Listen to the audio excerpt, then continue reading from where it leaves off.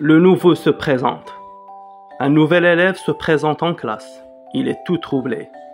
Le nouveau était un gars de la campagne, d'une quinzaine d'années environ, et plus grand de taille que nous tous. Il avait les cheveux coupés droit sur le front, comme un chantre de village, l'air raisonnable et fort embarrassé. Quoiqu'il ne fût pas large des épaules, son habit veste de drap vert à boutons noirs devait le gêner aux entournures et laisser voir, par la fente des parements, des poignets rouges habitués à être nus. Ses jambes sortaient d'un pantalon jaunâtre très tiré par les bretelles. Il était chaussé de souliers forts, mal cirés, garnis de clous. « Levez-vous » dit le professeur. Il se leva. Sa casquette tomba. Toute la classe se mit à rire. Il se baissa pour la prendre. Un voisin la fit tomber d'un coup de coude. Il la ramassa encore une fois. « Débarrassez-vous donc de votre casquette » dit le professeur qui était un homme d'esprit. Il eut un rire éclatant des écoliers qui décontenança le pauvre garçon, si bien qu'il ne savait s'il fallait garder sa casquette à la main, la laisser par terre ou la mettre sur sa tête. Il se rassit et la posa sur ses genoux. « Levez-vous, reprit le professeur, et dites-moi votre nom. » Le nouveau articula d'une voix bredouillante un nom inintelligible. Répétez. Le même bredouillement de syllabes se fit entendre, couvert par les huées de la classe. « Plus haut » cria le maître, « plus haut » Le nouveau, prenant alors une résolution extrême, ouvrit une bouche démesurée et lança plein poumon comme pour appeler quelqu'un. Charles Bovary. Ce fut un vacarme qui s'élança d'un bond avec les éclats de voix aiguës. On hurlait, on trépignait, on répétait « Charles Bovary, Charles Bovary ». Cependant, sous la pluie des pinsons, l'ordre peu à peu se rétablit dans la classe et le professeur, parvenu à saisir le nom de Charles Bovary, se l'étant fait dicter, épeler et relire, commanda tout de suite au pauvre diable d'aller s'asseoir sur le banc de paresse, au pied de la chaire. Et maintenant, on va essayer de répondre aux questions de la page suivante, la page 13. Première question, quel est le titre du texte? Arij? Le nouveau se présente. Le nouveau se présente. Question 2.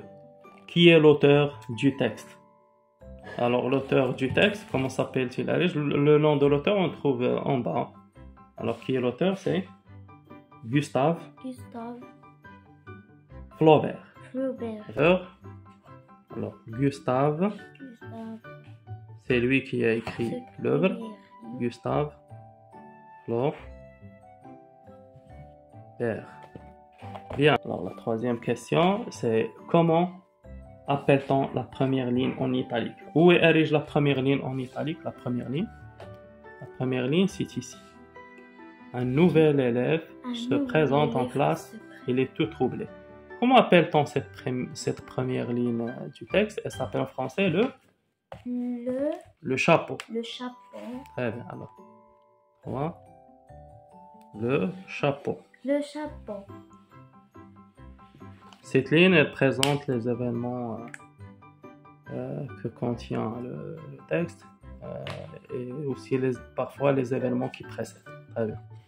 Donc maintenant, question suivante, c'est question numéro 4. Que demande le professeur au nouvel élève? Alors, que demande le professeur au nouvel élève? Il lui demande de se présenter. Se présenter. Qu'est-ce que ça veut dire se présenter, Arif? Se présenter, pour me présenter, quelles informations je peux donner? Le nom, le prénom, l'âge, etc. Le prénom, l'âge. Très bien, c'est pour ça qu'il dit qu'il s'appelle Charles Bovary, etc. Donc, alors, question 5. La question 5. Que font les élèves?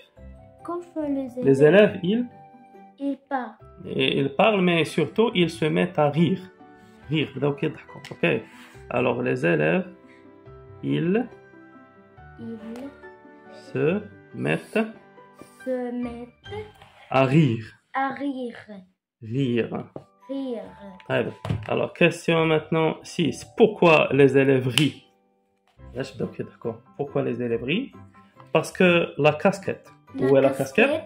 Parce que la casquette du nouveau est tombée par terre. La casquette est tombée. Par la casquette. Ok. Donc 6.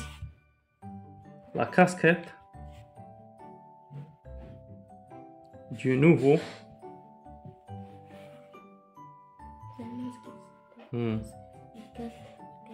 hein, est tombé. Est tombé. Ah, la casquette est tombée. Tombé. Féminin. Donc, la casquette, لما طاحت في الأرض. très bien, du nouveau est tombé par terre, bien sûr. Très bien. Alors maintenant, question suivante, c'est question numéro 7. 7. Ouais, question numéro 7. Que demande encore le professeur? Qu'est-ce qu'il De se demande? De lever. se lever. Très bien. Alors 7. De se lever. De se... كان شنو كان خايف قال De se lever. Très bien. De se lever. Très bien. Alors, question suivante. Comment est le nouvel élève? Le nouvel élève, celui-ci, comment est-il physiquement, par exemple? On a beaucoup d'informations sur l'élève. Par exemple, grande taille, ok, fort, فوق les cheveux coupés, les cheveux coupés. les cheveux, où sont les cheveux? Les cheveux coupés droit sur le front, il y a les cheveux coupés droit sur le front, etc. Donc il y a beaucoup d'informations qu'on a sur l'élève, on peut choisir quelques informations. Okay. Alors on a dit que l'élève, comment il est l'élève, c'est quelle question? Alors question 8. Donc 8, on peut dire, alors il a des cheveux, par exemple, coupé,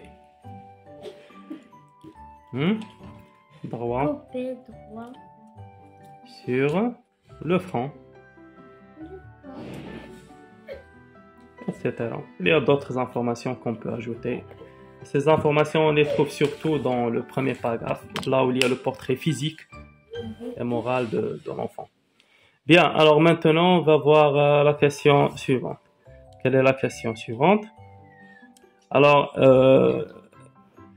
est-ce qu'il arrive à dire son nom? Donc, l'élève n'arrive pas à dire son nom.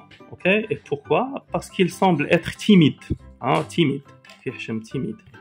Alors, on va dire 9. Ok? Non. Ok? Pourquoi? Il est timide. Il est timide. Très bien. Répète, Arij. Il est Timide. Timide. Très bien. Il semble être timide. Ouais. Donc, il y a aussi il est un peu gêné à cause des camarades qui sont en train de rire quand dès que sa casquette est tombée. Bien, alors, donc, comment s'appelle-t-il? Alors, l'élève s'appelle comment? Il s'appelle Charles Bovary. Comment s'appelle-t-il? Il s'appelle, ici le nom, il s'appelle Charles Bovary. Très bien. 10. Alors, avec ces majuscules, Charles Bovary. Comme ça. Charles Bovary. Charles Bovary. Ok. Alors, question suivante. Que demande le professeur au nouvel élève? Donc, parce que le nouvel élève, le professeur, il le trouve paresseux, c'est ce qu'il pense. Il lui demande de s'asseoir. Alors, sur le banc de paresse. Comment s'appelle-t-il? Il s'appelle le banc, ici, sur le banc de paresse. C'est la question 11. Bon.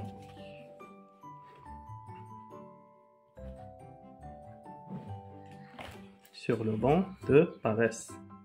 Les élèves paresseux, les élèves qui n'aiment pas travailler ou bien qui refusent de travailler ou qui ne montrent pas une motivation quand ils travaillent. Bien, alors, a-t-il raison? Donc là, j'exprime mon opinion. Je peux dire, par exemple, pardon, ça c'est 11. Je peux dire, par exemple, non. Donc, et après, on a la dernière question 13. Où se trouve le banc de paresse? D'après le texte, le banc de paresse se trouve au pied de la chaire. La chaire, c'est le bureau de l'enseignant. Ok? Alors, au pied de la chaire. Très bien. Alors, 13. Au pied de la chaire. Ok, au pied de la chaire. C'est comme ça.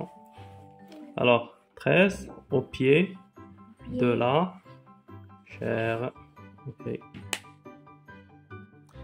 Alors ici, vous avez l'ensemble des réponses de la question 8 jusqu'à la question 13. Merci pour votre attention et au revoir. Merci.